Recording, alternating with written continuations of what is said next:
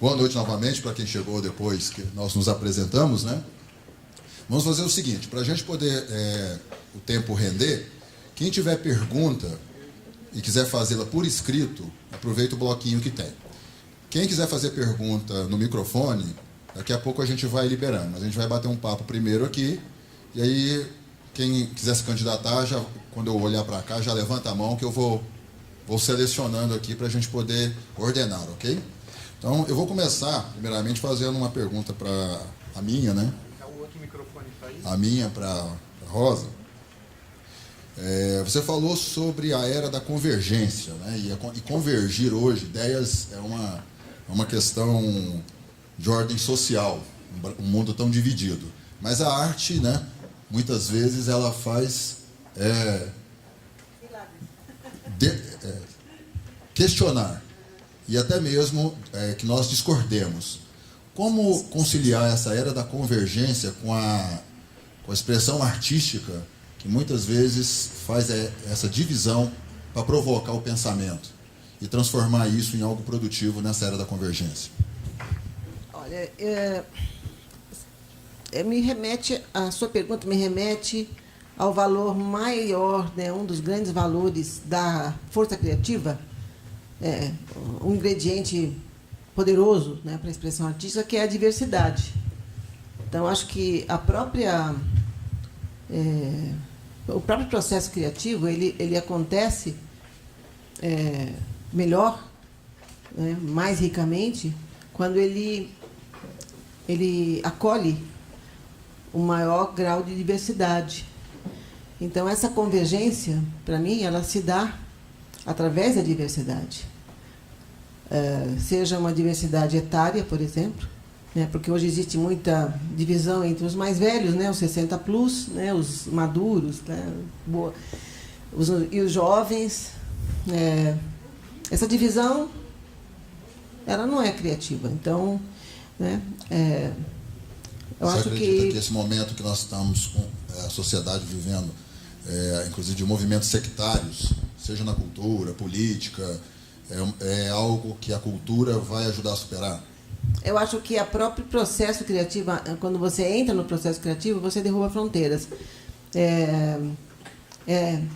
Não tem como resistir à beleza da criatividade quando a diversidade ela entra nisso, né? Não tem como, porque a beleza ela transpõe linguagens. Eu acho que assim, essa divisão cultural que existe, ela vem do racional, né? Ela vem do lado esquerdo do cérebro, das fronteiras cerebrais que existem. Mas quando você aciona o lado direito do cérebro, né, que eu não sou neurocientista, mas estou entrando nessa linha, né, da escola da imaginação que eles falam, o intangível, a sensibilidade artística, ela transpõe essas barreiras. Então, assim, eu não tenho receita, mas eu vejo que é preciso fomentar processos criativos que acolham a diversidade. Essa força criativa, ela vai além, eu posso estar errada, mas ela tem força muito maior do que as ideologias. Tem força muito maior do que as divisões dogmáticas, sabe? A linguagem artística, ela se sobrepõe. Então, tem que haver criação de processos que se sobreponham a isso, né? E acho que não tem é uma forma, é um mecanismo, é uma estratégia de enfrentar essas divisões, né, esses muros que se criam. Claro, muito agora propriamente desse momento que a gente vive, não só no Brasil, como no mundo. Mas a diversidade é o grande convite, é a grande convocação para que se transponham esses muros ideológicos, né, que não é diversidade ideológica, né? Estou falando de diversidade de condições naturais. Elas se sobrepõem às diferenças de opinião ideológicas. Essa é a minha visão. Você falou que estão aparecendo algumas métricas. Muitos aqui trabalham com cultura, com arte. Métricas que muitas vezes quem quer patrocinar cobra e que nós não temos hoje. Quais são essas métricas que a gente pode esperar no futuro, ou alguma que você já viu nessa área cultural? Essas métricas elas estão sendo são iniciantes, né? Elas estão emergindo. Hoje mesmo, conversando com o Rubens, você deu um exemplo, né, de alguma coisa que você conhece aqui, né? Esses exemplos que eu dei também, não vou detalhar cada um deles, mas o que eu posso dizer é o seguinte: está cada vez mais evidente de que as métricas do velho mundo não se acoplam mais, elas não fazem mais sentido. Por exemplo, o Produto Interno Bruto, né, o PIB, que durante décadas define a riqueza de um país. O Produto Interno Bruto, ele mede o quê? Ele mede o tangível, ele mede a produção, a riqueza. Então, por exemplo, se um avião cai, muita gente morre, todo um sistema econômico se desenvolve em torno dessa tragédia e isso enriquece o país. Então, na métrica do PIB é muito bom, então, que um avião caia. Ou que uma árvore seja cortada e exportada para a Europa em forma de madeira. Esse é o PIB, ele está caduco, ele é absurdamente inútil. Então, as novas métricas são as métricas que medem o bem-estar humano. Né? O IDH é um avanço, ele mede o índice de educação, de saúde, né? E econômico, mas ele ainda não mede, por exemplo, o bem-estar. Como é que se explica que os países mais ricos e mais avançados são, em geral, os mais tristes? Né? Então, essas métricas elas vão ter que priorizar o que é ainda muito intocado, que é o abstrato, né? O sentimento humano, o contato com alguma expressão artística que provoca. O que vai provocar no ser humano aquele momento cultural? Né? E isso está sendo trabalhado, isso já está começando a acontecer. E é importante tomar em consideração que essas métricas, produtividade nas empresas, né, competitividade, eficiência, isso são métricas das máquinas, passam a ser, não é mais de ser humano. Nós somos humanos, então nós temos que começar a criar métricas humanas, que nos definam como humanos, e não como instrumentos, nem como recursos humanos, como as empresas ainda chamam a área que administra a gente, né? Os recursos humanos. Nós somos muito mais do que recursos. Vou fazer uma pergunta agora para a gente envolvê-los também no debate. Muito da cultura no Brasil depende do incentivo ou da participação do Estado. Como que você vê a participação aí das instituições que os dois representam, né? O governo estadual, o governo municipal, os governos em si, para fomentar esse novo mundo que a gente gostaria de ver? Eu não acredito que o Estado sozinho vai fazer qualquer coisa que seja durável. Né? Está aí provado que as instituições isoladas não vão muito longe. A grande sacada é criar alianças estratégicas entre todos os setores. Então, para a gente poder criar condições sociais para esse novo mundo que está nascendo, nós temos que criar alianças fortíssimas nos setores governamentais, aliados aos empresariais, que nesse momento tem muito a fazer para essa renda mínima, seja lá qual for, acabar com a desigualdade, gente, porque nós estamos cada vez mais desiguais. A desigualdade no mundo está aumentando incrivelmente. Né? Então, os governos, eles sozinhos não vão conseguir essa força de mudar condições. Eu acho que tem que haver alianças entre, o setor governamental, o setor empresarial, o setor científico, através do fomento à pesquisa, que infelizmente no Brasil está cada vez mais sufocada, né? O avanço científico, né, para criar condições para esse novo momento humano, a escola, né? O setor educacional, ele educa pessoas com métodos velhos do século XVIII, né? Ele ensina profissões que vão acabar daqui a 10 anos, ou já estão acabando, para resolver coisas que a gente nem sabe que são agora, porque com tanta mudança, que mundo é esse que ele vai ter, essa criança, ou esse jovem, lá fora? Ele nem sabe. Então, a escola, o governo sem estar ligado à escola, não vai conseguir.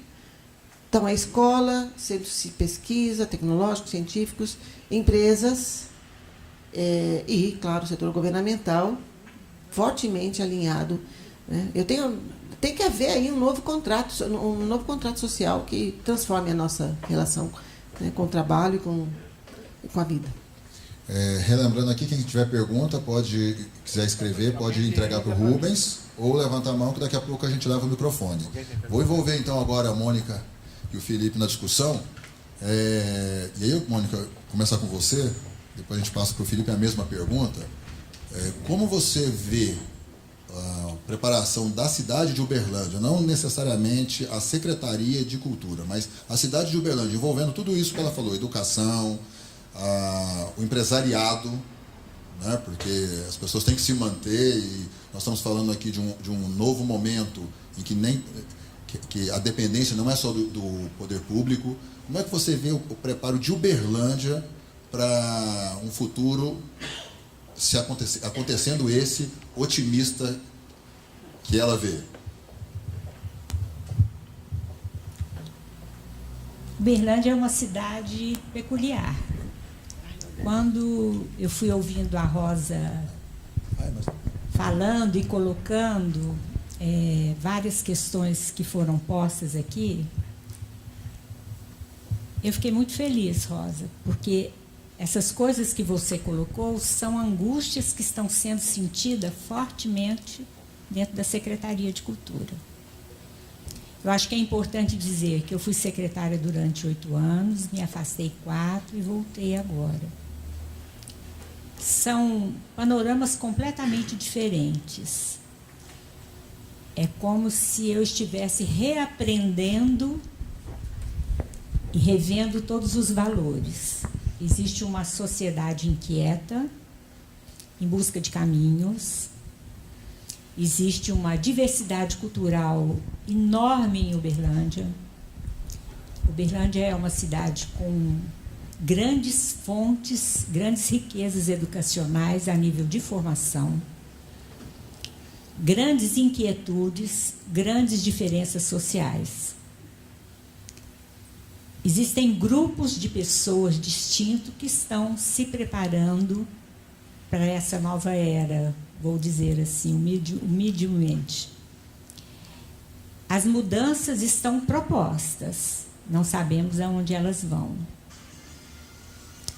Existem pessoas, e vou dar alguns números, que eu acho que dá para contextualizar um pouco. Existem pessoas que estão encontrando o seu caminho dentro da criatividade e trabalhando imensamente com o lado direito do cérebro. Mas existem ainda pessoas que precisam de muito auxílio para entender esse processo de mudança. A minha formação é música, então eu acho que eu sempre trabalhei com o lado direito do cérebro e acredito na arte ainda de uma forma até um pouco romântica, que ela é o único instrumento que forma e transforma o homem como um ser especial que ele é, porque ela trabalha com a alma das pessoas. Isso não se aprende numa escola, não se aprende...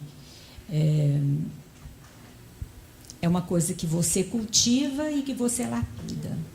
Uberlândia tem muito a crescer, tem muito potencial. Existem pessoas e grupos que trabalham de uma forma muito correta. O poder público não dá conta, nem financeiramente e nem pelos caminhos lógicos. Vou fazer uma coisa muito simples. Eu quero contratar a Rosa. A quantidade de documento que eu tenho que pedir para contratar a Rosa e provar que a Rosa é a Rosa, as pessoas não têm esse tipo de documentação dentro do poder público. Ela precisa de 3 CNDs. Se ela deve uma multa do carro, ela está enrascada. Aí vem uma série de critérios para que o poder público exija numa prestação de contas. Todos nós sabemos como é que funciona o cérebro direito, do lado direito, do artista que se propõe a ser. O artista, o produtor, o criador. E isso, para ele, ainda está num universo muito diferente. E hoje, através do poder público, você só consegue esse repasse através de editais públicos. Só que você fica tão engessado. Eu conversei muito com o Rubem e falei, Rubem, a angústia que você tem, a expectativa do que o poder público podia estar fazendo é imensa. E a gente sente que é uma formiguinha dentro desse universo, desse contexto e das necessidades que existem. As necessidades são muitas, busca-se parceria incansavelmente. A gente busca parceria. Ainda é preciso que a classe empresarial mude o seu foco. Né? É inconcebível, por exemplo, eu escutar de um proponente que vai pedir recurso que ele vai ter que mexer num conteúdo do seu projeto para agradar fulano de tal. Então, assim, até onde existe essa dependência? A pessoa precisa do dinheiro. Então, tem umas coisas que são muito questionadas. Uberlândia tem que crescer dentro desse processo. Tem muita gente fazendo. Vou dar um dado para vocês. O Teatro Municipal, no ano de 2018, girou a nível de bilheteria um grande número de espetáculos gratuitos, principalmente voltados ao público de formação, que é o público infanto-juvenil. Ele produziu, a nível de bilheteria, quase 2 milhões. Foi dinheiro que circulou. Foi dinheiro que está na mão da classe artística, em toda essa cadeia de criação. As galerias de arte da cidade, a gente não tem ainda como mensurar isso, porque é um dado que nós estamos levantando agora. Elas vendem, existe uma produção financeira em cima disso. Esses 2 primeiros anos de governo foram anos dificílimos. Todos os investimentos nós estamos fazendo a partir do ano de 2000, deste ano. Nos bens móveis, imóveis. Mas eu vou dar um outro dado, que eu até estava conversando com o Paulo. Se eu pegasse tudo que foi investido em projetos, hoje a Secretaria contrataria 90 servidores com um pagamento de 13 meses, em diferentes áreas, né? Então, seriam 50% servidores da Secretaria de Cultura. Uberlândia tem que avançar, tem muito a aprender e tem uma força criativa imensa. A mesma pergunta para o Felipe, enquanto ele se prepara ali, quero voltar a uma questão que a Mônica falou para você. Ela falou sobre a questão da burocracia que o Estado, né, o brasileiro mais ainda, tem para poder apoiar algum projeto cultural. Como é que nós podemos esperar nesse mundo aí? A gente sabe um pouco como é que é a expectativa de participação de governos nos mundos das startups, é cada vez menor. Na cultura, também a gente pode esperar para o futuro menos intervenção ou ação direta do Estado? As ações vão ser mais entre nós aqui e menos do Estado? Eu respondo essa. É inexorável o aspecto colaborativo que as novas tecnologias estão permitindo. Então, por exemplo, uma pessoa hoje tem o potencial de estar conectada com 4 bilhões de pessoas na internet. Hoje nós temos... A metade do planeta tem acesso à internet, né? O acesso à informação faz com que a sociedade se empodere, né? De forma... a informação fortalece elas. E com a sociedade empoderada, fortalecida, ela, com certeza, e não é fácil, é um processo lento, né? Mas vai ser menos lento quanto mais você está conectado com as tecnologias, com a sociedade em rede. As instituições que estão no outro século, que estão mais lentas, elas têm que se dinamizar. Então, assim, eu acho que esse processo de Não vai ser um milagre, né? A tecnologia não vai acabar com a burocracia de uma hora para outra. Mas a tendência é que o poder das redes e da deshierarquização e do acesso livre à informação vai naturalmente criar uma demanda para que o setor público possa responder a essa nova sociedade em rede. É inexorável. A sociedade em rede ela é forte. Nós temos aí vários exemplos no mundo de governos que estão dinamizando as suas fontes, a base de informação, abrindo dados, né? Enfim, ela existe, mas ela não vai resistir. É o que eu quero dizer, não vai resistir a essa sociedade em rede, né? Então, para o Felipe, agora a mesma pergunta com relação a como que o Estado está preparado para esse mundo novo, na questão cultural. Então, eu acho que a gente ainda tem que caminhar muito ainda, em todos os aspectos.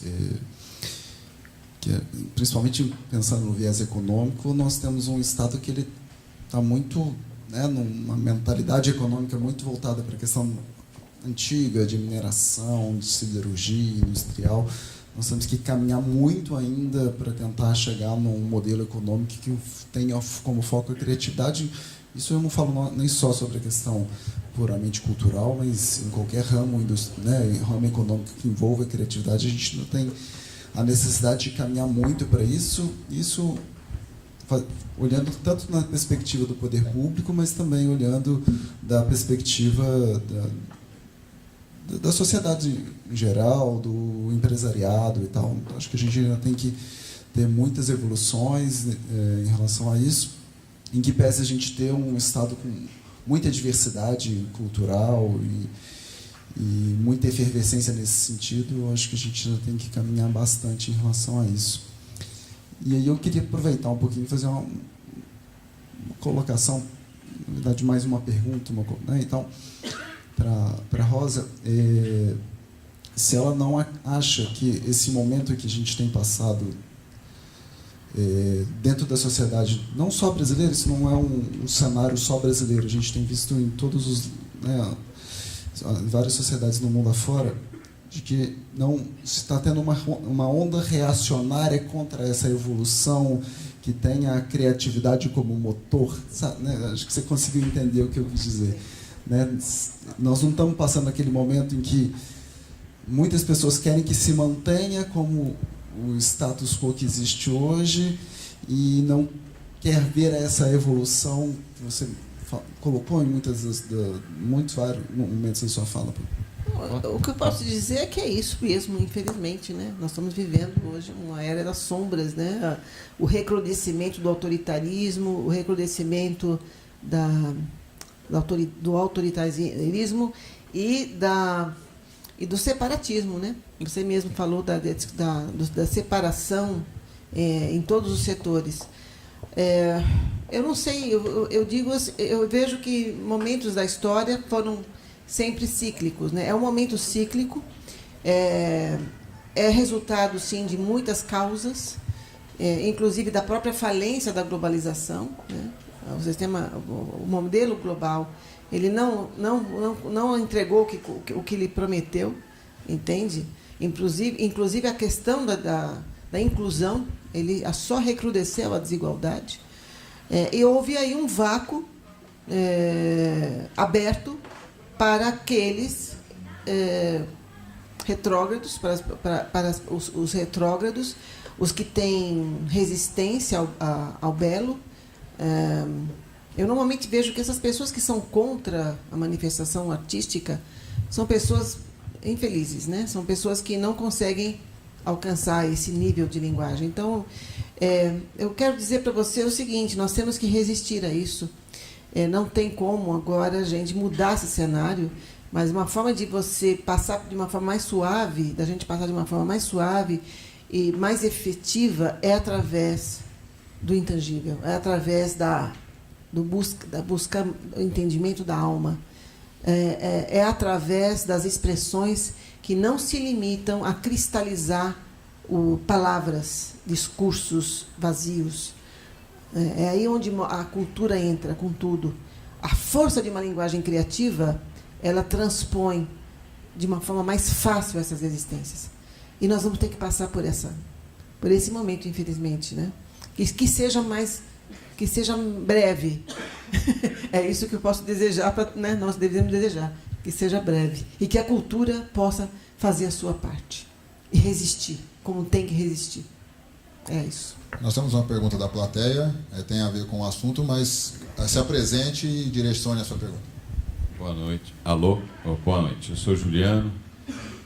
Eu queria completar na pergunta do Felipe, na verdade, para a Rosa, quer dizer, não sei se é uma pergunta, mas porque a minha sensação é que essa ideia de comunicação em rede, livre, de partido diversos, não tendo mais uma centralidade na comunicação, muito mais rizomática, isso, para nossa tristeza, foi totalmente capturada. E o que a gente vê hoje, assim, a gente vive experiências do capital dominando, e infelizmente... E aí, assim, eu queria muito acreditar que acreditei no momento, mas hoje eu acho que está completamente capturado. Queria ouvir você um pouco, Rosa, mas acho que eu Brexit, Trump, sim, essa coisa que está aí no Brasil, né, isso tudo, então... Qual é o seu nome? Juliano. Juliano, eu quero dizer que você está totalmente certo, entende? Está totalmente certo. As tecnologias que tinham a finalidade, né, de libertar as pessoas, de democratizar o acesso à informação, de favorecer a liberdade de expressão, passaram a ser armadilhas mesmo, né, hoje.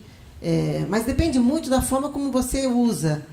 Você pode resistir a elas também. Você pode sair do Facebook, né? Você pode sair dos Twitters e criar suas formas de comunicação. Mas, assim, eu não estou dizendo que essa sociedade em rede ela é a saída para tudo. Existem, sim, intervenções maléficas, vamos dizer, se a palavra é essa, né? Hoje você, pensando que está acessando algo gratuito, você está ajudando a vender produto, né? O teu conteúdo está sendo usado para vender produto, e esse modelo, eu sou muito crítica, tá? Sou muito crítica, sim, com relação a isso. Eu não estou dizendo que a gente está indo para o paraíso, para o Éden, mas eu estou dizendo que nós estamos evoluindo, e sim, o mundo evoluiu muito nos últimos 20 anos. O mundo está mais rico, o mundo está mais igual, ele está mais, tem acesso à educação, nós temos mais liberdade de expressão, que não tem como negar, entende? Nós temos mais liberdade hoje. Agora, olhando para esse avanço, nós olhando para frente, nós temos muito que avançar. Agora, com certeza, resistir, não aceitar, criticar e se posicionar com relação a isso que está acontecendo. Não ser instrumento do sistema capitalista, né, do poder econômico, para que ele ainda ele continue. Esse modelo, ele ainda é velho. Você tem toda a razão. Eu não tenho nem o que dizer, né? Você tem toda a razão. Nós precisamos ter cautela com relação a isso. É um debate. Você quer... Não? É um debate. Não, eu não tenho nem o que dizer. O que você fala é isso mesmo. É essa a realidade. Né? A gente vê muito nessa onda de startups, disrupção, que o mercado ouve, apesar de ser criticado e de ter que pagar a conta, muito quem está nesse mundo das tecnologias, ou mesmo do marketing, que ajuda a vender. A gente poderia esperar que para o futuro, para quem trabalha com cultura e com arte, tenhamos que ter um pouco mais de conhecimento nessas duas áreas, de tecnologia e de marketing? Com certeza. Como eu disse, nós estamos indo para uma nova ordem de valores, uma nova era em que nós temos que agregar, né, nós temos que fazer convergências. Então, tudo aquilo que exige você agregar valor ao seu trabalho é importante. Você não pode negar o que está acontecendo, né? Só que você não, em vez de você se sentir ameaçado, você tem que fazer convergências, você tem que se associar ao que é de novo. Então, as novas linguagens tecnológicas só vão ajudar o artista.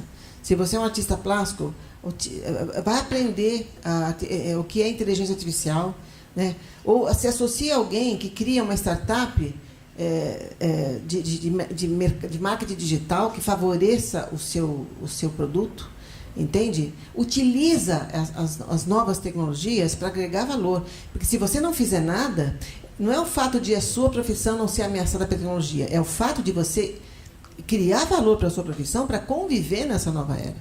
Eu diria que é um dever de todos estar acompanhando o novo tempo e se criando valor. É essa grande... Não é você parar no tempo. Eu não quis dizer isso, entende? É você acompanhar a nova era tecnológica e se associar a ela. Você pode viver bem, você pode se relacionar bem com ela. É isso. Para encerrar, a gente tem uma pergunta aqui. Tem duas? Ok, eu não tinha visto, desculpa. Vamos lá. Alô? Me falaram aqui que eu tinha 10 minutos. Posso desrespeitar o tempo aqui, né? Não estou no MGTV, não, então podemos estourar o tempo, né? Vamos Boa lá. noite. As duas perguntas, eu tinha pensado em fazer elas e eu vou insistir um pouco, porque além do chamado ódio pela classe artística, por professores, tem uma questão que é menos falada, talvez as pessoas não saibam, mas o modelo econômico que você citou como solução, e eu, inclusive, eu defendo esse modelo, ele é combatido desde a década de 70. E se pensando em passado, presente e futuro, já foi mais da forma como você falou que deveria ser, e hoje é menos. Então, o que acontece, existe até um documentário, você encontra ali no YouTube, talvez já tenha visto, Capitalismo, uma História de Amor. Aconteceu, na década de 70, uma ofensiva que ela vem tomando forma, né, vem tomando proporções grandes. No Brasil chegou mais na década de 90, mas assim, essa ofensiva é contra esses modelos, por exemplo, de distribuição de renda universal, quando você cita o Eduardo Suplicy, que é um modelo aplicado no Alasca, em alguns países do norte da Europa. E hoje, globalmente falando, eu não estou falando da realidade assim brasileira, mas eu estou falando do mundo, com exceção de alguns países do norte da Europa, Península Escandinava, a gente vai ter uma resistência muito forte contra esse futuro. Então, o que eu achei interessante foi que você deu a resposta e falou, esse é o modelo velho. Só que esse modelo velho é interessante porque já foi mais ou menos, como você falou que seria no futuro, e o velho está se mostrando o novo, que é o que tem acontecido agora. Então, isso me deixou curioso. E só para finalizar aqui, o documentário eu achei interessante, né, que você falou economia do almoço grátis. E isso me lembra a frase, né, do Milton Friedman, que não existe almoço grátis. Então, aqui é um conflito ideológico, mas que o que me deixou curioso é que o que você conta que vai ser a solução para o futuro, na verdade, já foi pensado assim, muito, muito antes. Isso já foi começado a ser debatido lá para 1800. E o que a história nos mostrou do passado até agora, no presente, é que a gente meio que, então, a gente está caminhando para o passado e não para o futuro. É isso que eu entendi. Eu compreendo totalmente a sua questão e eu me associo a você. Qual é o seu nome? Renato, né? Renan. Só que nós estamos vivendo um outro momento histórico. Né? A gente não pode se referir ao passado como se fosse a referência de tudo aquilo que pode acontecer no futuro. Não deu certo no passado, né? Foi mal interpretado, foi rechaçado, mas hoje a gente vive uma nova era, né? Uma era em que nós temos aí uma sociedade totalmente diferente do que era, não é? A falência de sistemas que ainda não haviam falido na época e que estão visíveis, né? O Fórum Econômico Mundial, que está dizendo para o mundo que o capitalismo já não serve.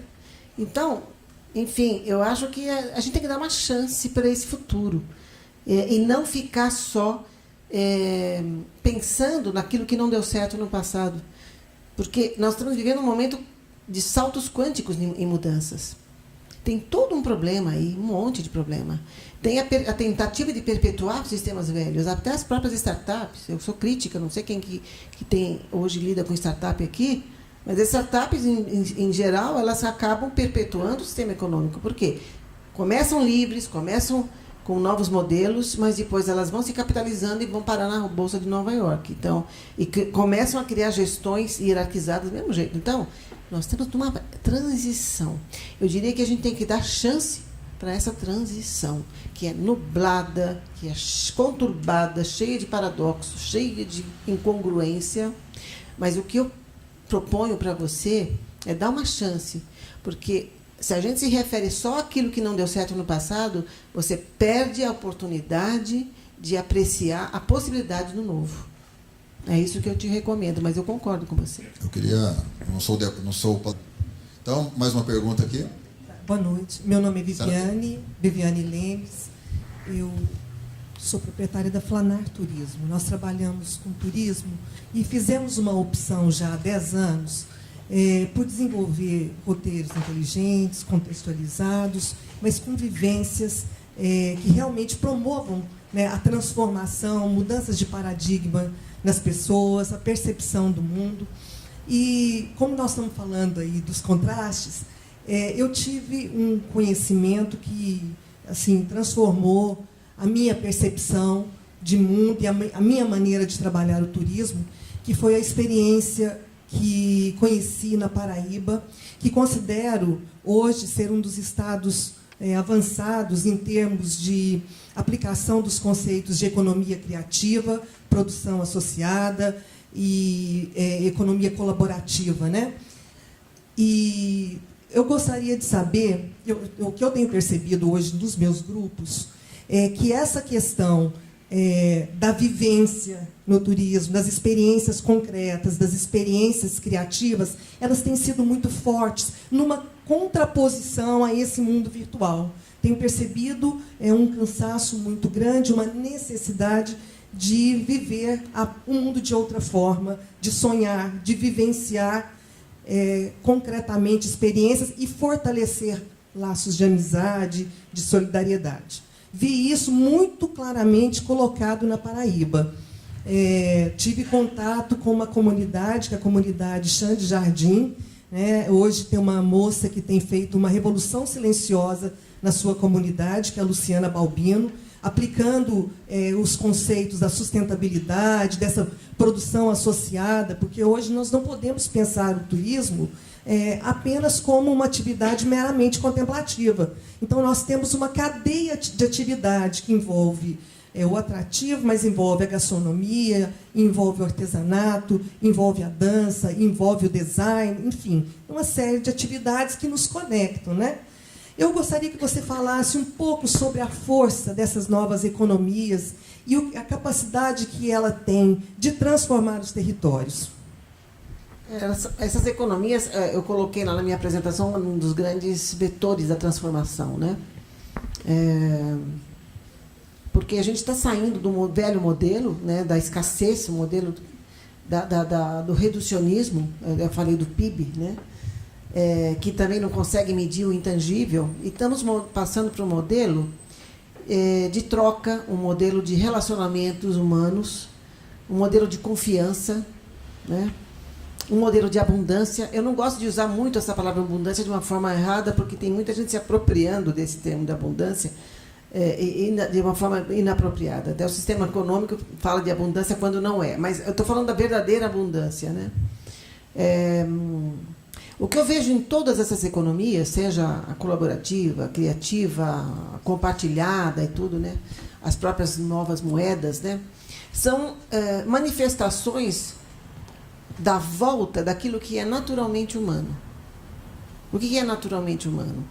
E isso é científico também. É sermos empáticos. Nós sermos naturalmente criativos e empáticos. A economia colaborativa ela é a base da confiança, né? Muitas dessas economias elas requerem muita confiança. E a dissociação dos sistemas rígidos de poder. Então, você fala de turismo, né? O turismo é uma manifestação de contato com a vida. Porque a gente está perdendo esse contato com a vida intermediados pelas máquinas. Então, essas novas economias elas estão sendo vetores de resgate desse humano, diversas manifestações, turismo, enfim, moeda de troca, comércio, né? Arte, etc. Mas eu não vejo que elas são puramente a volta ao passado, né? Elas estão se associando a esse novo. Mas se eu tivesse que resumir, né, a força dessas novas economias é a busca da essência humana, que está se sobrepondo, começa a se sobrepor, não está ainda, né? Está começando porque ela está engatinhando. A gente não pode dizer que essas 4 economias é que regem o mundo. O que está regendo o mundo é a velha economia ainda, né? Mas a velha economia ela começa a caminhar na direção da UTI. Ela já está começando a sentir reumatismo, né? E a nova, ela meio que está começando a engatinhar. Então é difícil a gente saber como ela vai se manifestar. Mas os sinais são evidentes de que a necessidade da busca dessa essência humana, e na arte, na cultura, que também, né, a gente falou isso o tempo todo aqui, não tem como. A gente está com sede de voltarmos a sermos humanos. A gente vai para as considerações finais. Eu vou passar para cada um aqui para também dar as suas últimas opiniões sobre tudo que foi falado e pedir para o Felipe também que relembre aí os horários que vão, da palestra amanhã também, para que os que estão aqui fiquem cientes. Vou deixar para falar amanhã, que aí o bom que deixa curiosidade, né? Exatamente. Amanhã nós estamos aqui à noite, não é isso, Rubem? Às 19 horas, aqui mesmo? E também vamos ter um horário à tarde, não é isso? A gente ainda tem que definir o horário. Das 14 às 17, tá bom. Felipe graciosamente se colocou à disposição de atender empreendedores que tiverem alguma questão, alguém que tiver dúvida quanto à lei estadual de incentivo à cultura. Então, em fundo, né, qualquer coisa do programa municipal, alguma dúvida, alguém que estiver com algum problema, alguma questão que deve conversar de prestação de contas ou de um projeto que foi e não passou, enfim, né, ele está e aí ele vai estar de 14 a 17 no Grupo Pontapé, recebendo, inicialmente a gente já faria um encontro assim, mas daí às vezes são questões individuais, um pouco mais pessoais de cada um, então ele vai estar à disposição lá, quem quiser pode passar lá, né? Então ele vai estar lá, tá? Então é isso aí. Então amanhã de 14 às 17 a gente bate papo com quem aparecer lá para olhar essas questões, Lei Estadual de Incentivo à Cultura, Fundo Estadual de Cultura e todos os outros editais setoriais da Secretaria, Circula Minas, Música Minas, enfim. Então, e à noite a gente tem a fala que a gente vai falar sobre a nova legislação de fomento e incentivo à cultura, tanto com esse viés da economia criativa também. Obrigado. Então não vou nem falar nada mais. Rosa, eu só quero viver para poder viver um tempo em que a medida de todos esses indicadores seja a medida da felicidade do homem. Olha, certamente você pode beber. O índice de longevidade está chegando aos 100 e existem estudos que mostram que já existe alguém que vai viver 150 anos. Então, você tem chance de ver isso acontecer. Pois é. Quando a gente estuda a história, essas grandes transformações, a gente vê que para que haja uma grande transformação, a humanidade tem que ir até no fundo do poço. E por aquele gráfico que você mostrou ali para a gente, esse tempo está diminuindo, esse tempo de angústia está diminuindo. E que essa tecnologia venha trazer mais agilidade para esse processo, porque a gente está precisando de ser pessoas completas, felizes, que haja medidores de qualidade de vida, de felicidade humana. Muito obrigada. Bom, falando de longevidade, eu queria só provocar mais uma coisa. Mais uma vez, a gente tem hoje as crianças ao redor, eu tenho 3 netos, né? Quem está nascendo hoje certamente vai passar o século, né? Vai atravessar o século XXI. Então, eu queria trazer aqui um chamado para todos nós, né? Pensar nesses sucessores, né? Porque nós somos ancestrais desse novo tempo já. Que mundo é esse que a gente está deixando, né, para os próximos que vêm? E aí, como eu estou falando num evento de cultura, A cultura é a magia de criar novos mundos, né? A cultura, ela reside no território do desconhecido, que às vezes dá medo, porque as pessoas têm medo, normalmente temos medo do desconhecido, mas no desconhecido que estão as grandes ideias.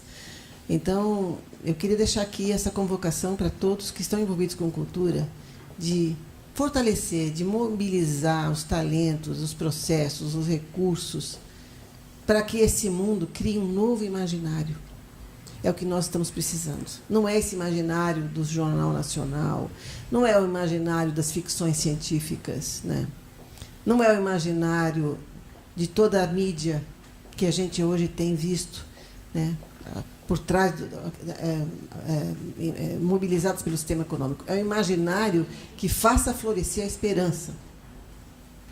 É o imaginário que faça as pessoas caminharem na direção de um sonho que nós estamos perdendo. Então, é na cultura que eu vejo isso.